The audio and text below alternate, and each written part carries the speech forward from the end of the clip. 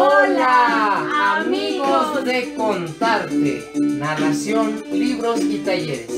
Estamos este día maravilloso para contar más historias de miedo, leyendas mexicanas. Y pues, como lo prometido es deuda, íbamos a traerles algunas leyendas de la época colonial. Así es, amigos, pues en una transmisión más hemos decidido para ustedes traer 3 leyendas de la época colonial. Bueno, 2 de la época colonial, más o menos. Y también nos fuimos esta vez al norte porque creo que hemos contado mucho, por ejemplo, de la zona del Golfo, del sur. Hemos contado de la Ciudad de México también.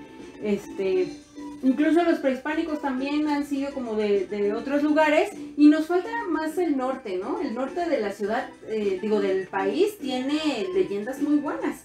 Así que hoy les traemos pues un par de historias. Una es de Durango, un saludo a los de Durango, y también de Zacatecas.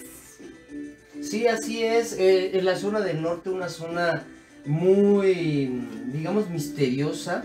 Desde los momentos en que también la conquista aquí en México, pues algo que les interesaba mucho a los españoles era el encontrar los minerales, el oro, la plata, porque era la manera de que los países hicieran su riqueza. Entonces España tenía un total interés en explorar las tierras, pero el norte causó mucho conflicto para la conquista, porque las misiones que fueron hacia allá de sacerdotes se encontraron con una población muy difícil. En primera, porque las costumbres que tenían allá no eran de erradicar en un solo lugar. La gente eran nómadas. Tenían aún esta costumbre de mucho respeto y amor a la naturaleza, pero ser nómadas. En los lugares, desérticos, hostiles, hicieron que en este caso, pues los franciscanos que fueron hacia aquellas zonas también, buscaran maneras de poder hacer que cambiar esa costumbre. Que los famosos chichimecas, que digamos que en un lenguaje vulgar, era como un poco ofensivo llamarle así chichimeca a alguien, pero era el sinónimo de los romanos cuando decían que todos los que no eran romanos eran bárbaros, ¿no? O sea, que no se les entiende lo que hablan, bla, bla, bla, bárbaro, ¿no? Por eso viene la palabra que eran bárbaros. Y aquí pues era lo mismo, era aquel que está allá desnudo en el monte, quizá es un salvaje y es un chichimeca. Pero pues eran unos grupos muy, muy guerreros. De hecho fue muy difícil dominarlos por la fuerza.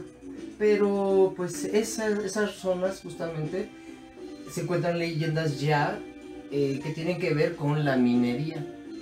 Entonces, porque era lo que realmente interesaba, y encontraron allá unas vetas realmente impresionantes que dieron gran cantidad de riqueza a España y a la Nueva España también. De ahí salió para todas las iglesias y todo el lujo del arte colonial que podemos disfrutar aún hoy en día.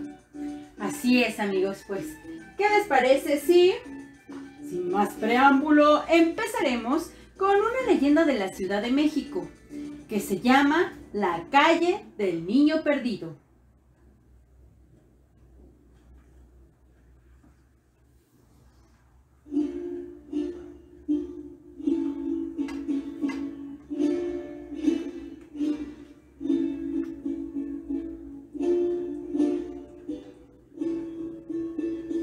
Enrique de Verona logró gran prestigio y fortuna como escultor por las obras de arte realizadas en la Catedral de Toledo, en España. Como era mucha su fama, fue contratado por el virrey don Francisco Hernández de la Cueva para realizar el altar de reyes en la Catedral de México. También en la Nueva España ganó honra y dinero.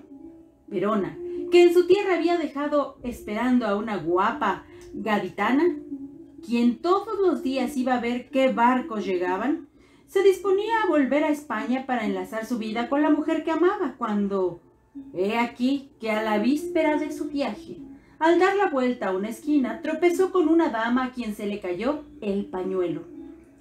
El joven Verona, por su natural cortesía, se acercó a levantarlo y se lo entregó a la doncella, la cual se puso encendida como una amapola.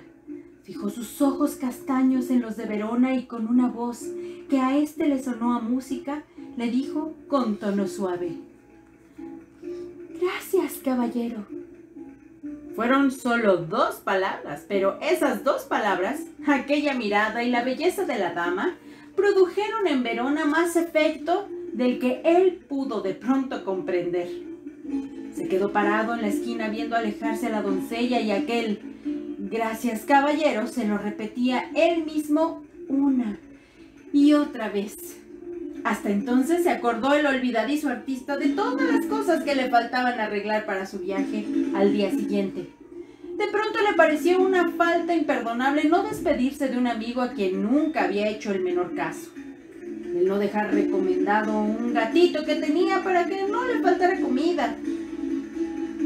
Lo que Verona quería era disculparse ante sí mismo y con 1000 pretextos. El cambio que acababa de experimentar en su corazón. Y pues quería a toda costa demostrarse y dejar esperando a la gaditana. Pronto se conocieron Verona y Estela de Fuensálida, que tal era el nombre de la doncella que también tuvo que dejar plantado a su prometido, un viejo platero llamado don Tristán de Valladares. La gaditana se quedó espera que espera, pero Valladares, lleno de rabia, de celos y despecho, juró vengarse en la primera oportunidad. Pasó un año. Estela tenía un hermoso niño y todo parecía estar en paz, hasta que una noche fría del mes de diciembre de 1665 llegó Tristán de Valladares sigilosamente a la casa de Estela y entró por la barda de atrás y prendió fuego a un pajar. Al momento se alzaron llamaradas y cuando Estela y su esposo despertaron aturdidos, se encontraron en medio de humo y llamas. Todo fue confusión en la casa. Los sirvientes corrían de un lado a otro despavoridos tratando de salvar sus vidas. Estela cayó desmayada en la habitación y los vecinos que habían acudido apagaban todos el fuego y salvaron a Estela. Cuando ésta se repuso y ya en la calle libre de las llamas, reflexionó que se hallaba sin su esposo y sin su hijo. Los 2 seres más amados, los más amados de su corazón. Una angustia indescriptible se apoderó de ella y arrodillada en el suelo gritaba llamando a su esposo. Al momento llegó al esposo, pero sin el pequeño. Entonces el dolor de ambos no tuvo límite. Estela se arrojó entre las llamas para entrar por su hijo a la casa y Verona se lo iba a impedir cuando se oyó el llanto de un niño y vieron a un hombre que se trataba, ya saben, de quién se imaginan ustedes, ¿verdad? Aquel hombre trataba de esconderlo. Entonces don Enrique Verona y otros se precipitaron sobre él quitándole el niño que llevaba en brazos. El niño era hijo de Estela y el hombre, ya saben, ¿verdad? Era Tristán, aquel amante vengativo. La gente que había visto a Estela llorar por su hijo desde entonces le llamó a aquella calle la calle del niño perdido.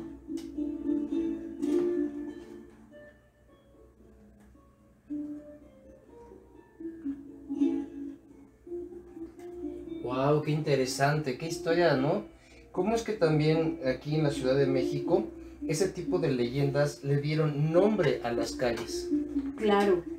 Otra muy conocida también es la del Indio Triste, que tuvo, esa fue una calle. Y por ejemplo ahorita, que una de las calles que conservan el nombre, la calle Moneda. ¿Por qué se llamaba así?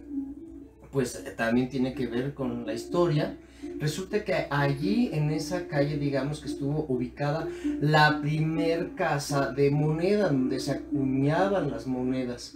Era una máquina troqueladora para hacer la moneda, entonces estuvo en ese lugar. Lo que sería ahorita el edificio del arzobispado, y toda esa cuadra, que también allí en ese lugar estuvo la primer imprenta, que ahorita ya es un lugar, bueno, la primera imprenta aquí en la Nueva España, y que es uno de los edificios que ahorita ya están resguardados por la UNAM, pertenece a la UNAM, claro, como un centro cultural, exactamente. Entonces ese lugar fue muy importante porque tanto que fue ahí la primera imprenta que se tuvo en la Nueva España, y que había un control total de todo aquello que se publicara, y como ahí se acuñaban las monedas, por eso se le quedó el nombre que hasta ahorita conserva, de la calle de la Moneda. Fíjense, qué padrísimo, ¿no? Qué interesante. Bueno, pues ahora sí es momento de irnos hasta el norte. Ahora sí nos vamos a ir al norte del país con una leyenda del estado de Zacatecas. Y esta leyenda se llama Plateritos.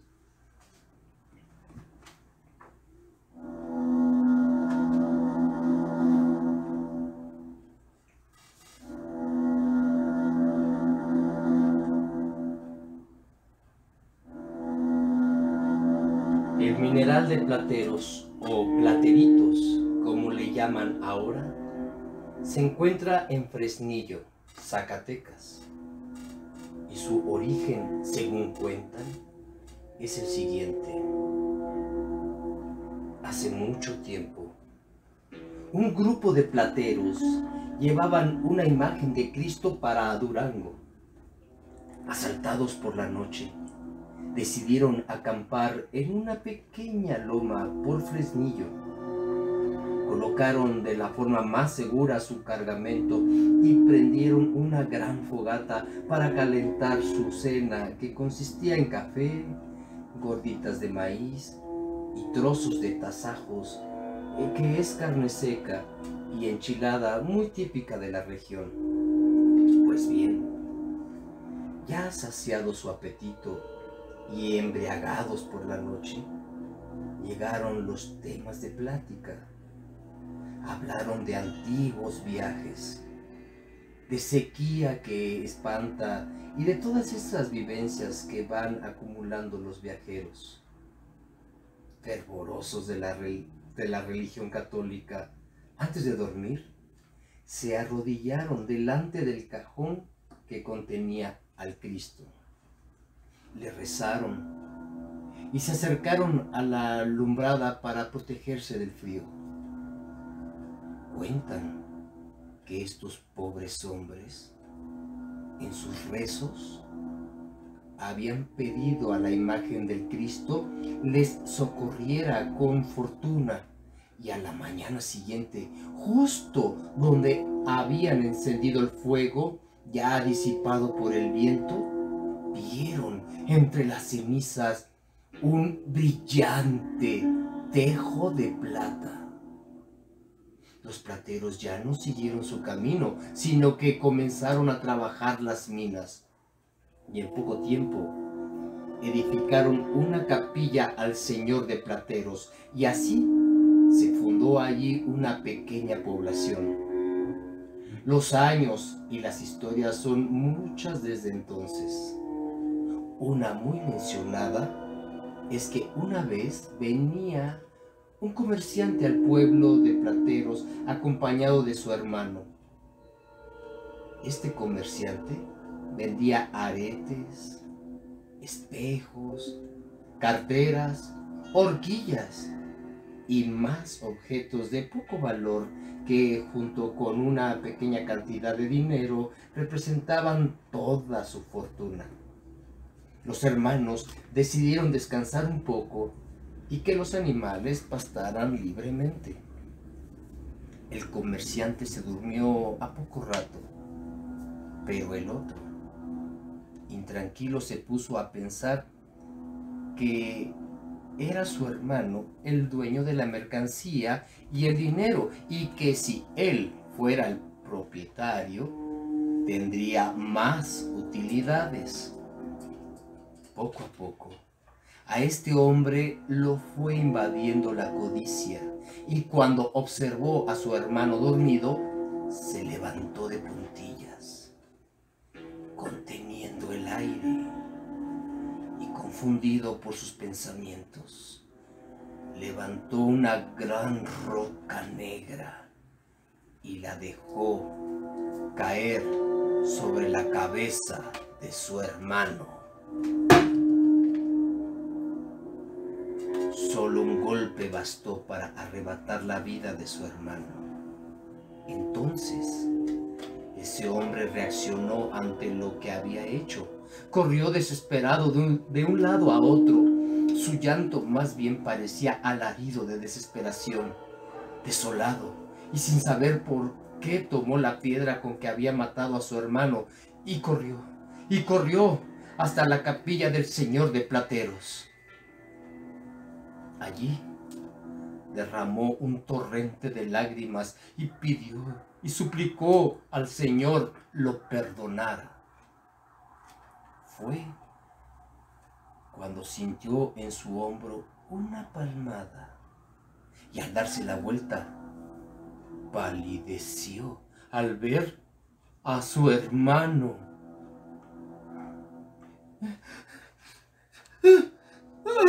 Si eres una sombra, si has venido de la otra vida, perdóname. Pero, ¿qué dices? ¿Por qué me has dejado dormido? Hermano,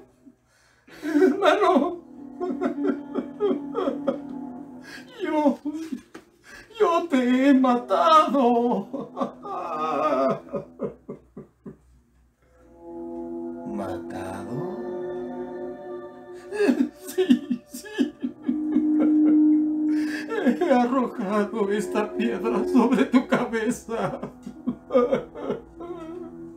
y he visto correr tu sangre. El comerciante, al ver aquel pedrusco lleno de sangre, vio sorprendido a su hermano y los dos se arrodillaron para rezar largo rato.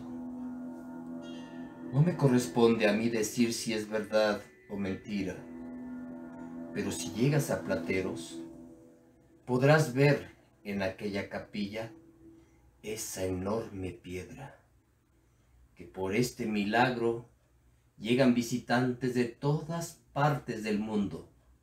Encontrarás también peticiones, desde las más sencillas de un niño hasta las peticiones de aliviar las penas más profundas. Y tal vez podrás dejar ahí tus propias peticiones.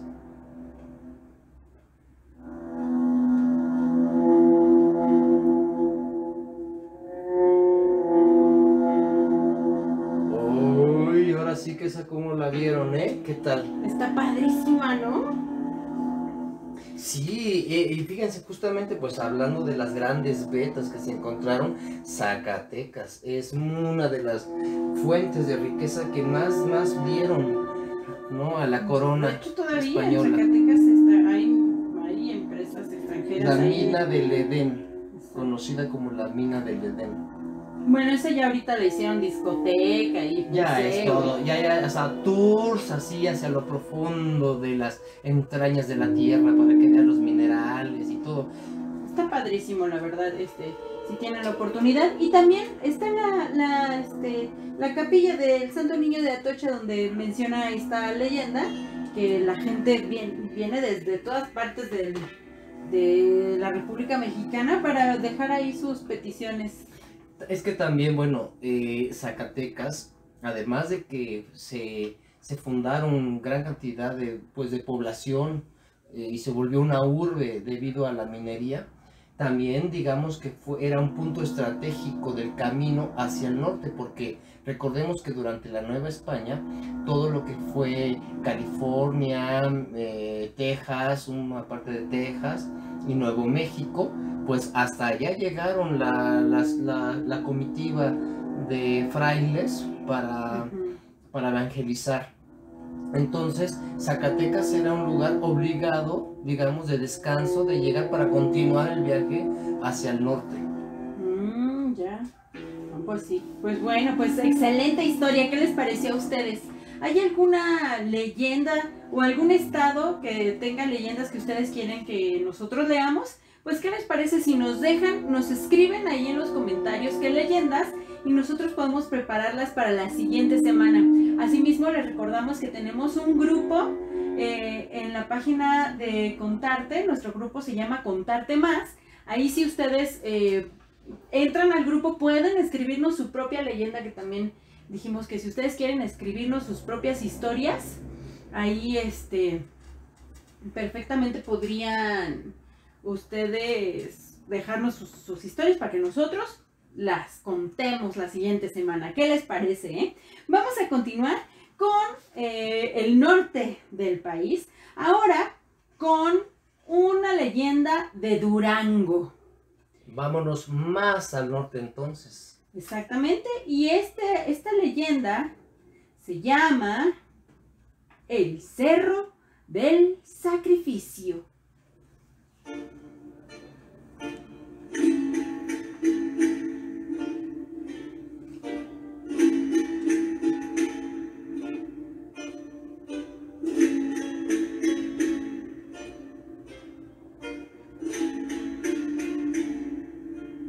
Este relato, que ha conservado la tradición, es motivo de orgullo para el estado de Durango y para todo México, pues recuerda una de las más brillantes epopeyas de nuestro pasado heroico. Cuenta la leyenda que en tiempos remotísimos se estableció una tribu en esta región, privilegiada por la naturaleza. En un pintoresco valle accidentado formado por contrafuentes de una serranía gigantesca, la tribu Michi, quien fue muy poderosa, esencialmente guerrera, se extendió su dominio en un vasto territorio. Así lo demuestran los innumerables vestigios de las llanuras, arroyos, bajíos, cañadas y aún las cimas de las montañas más altas. Su capital, Michilia, era una gran ciudad y fue destruida por sus mismos habitantes, que tuvieron una dolorosa razón para hacerlo. Era el año de 1555. La tribu Michi tenía por jefe a un hombre valiente y digno llamado Towé, quien combatió triunfantemente hasta las serranías del sur del Mezquital.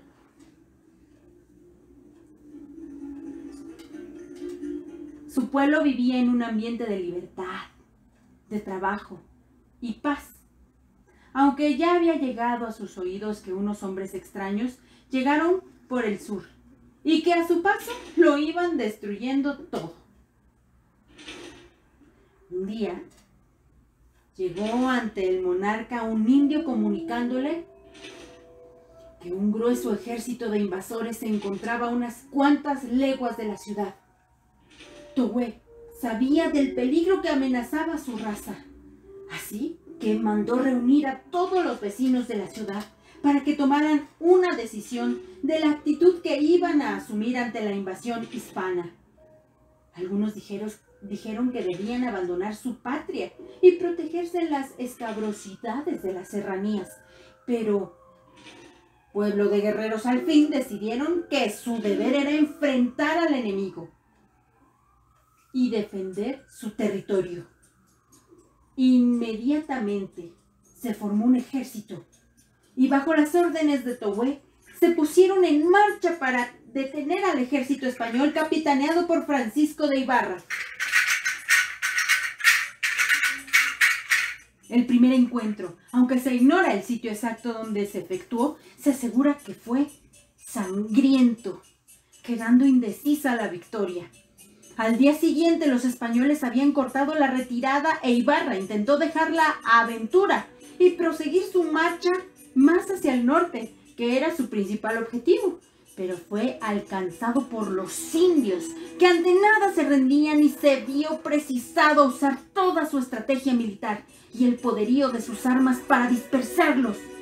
Los michis se replegaron hacia la cordillera, comenzando a descender a un cerro.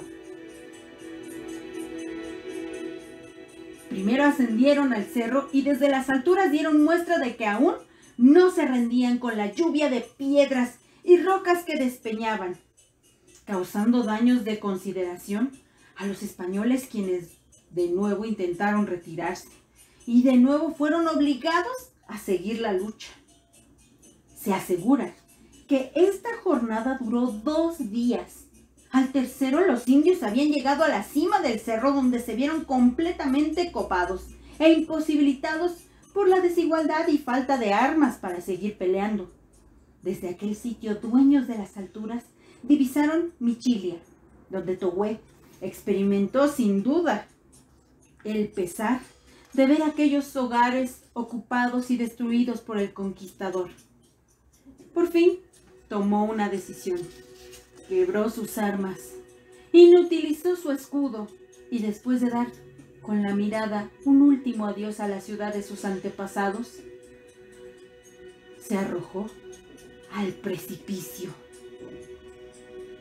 Todos los indios, sin quedar uno solo, lo siguieron.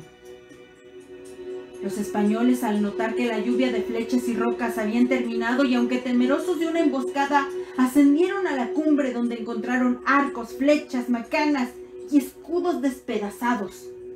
Los michis yacían hechos pedazos en el fondo de aquel abismo. Cuentan que Ibarra, parado en un peñasco de la cumbre del cerro, contempló los restos de sus dignos enemigos y exclamó, conmovido: «Sacrificio sublime por la libertad». Desde entonces se conoce aquella montaña con el nombre de Cerro del Sacrificio.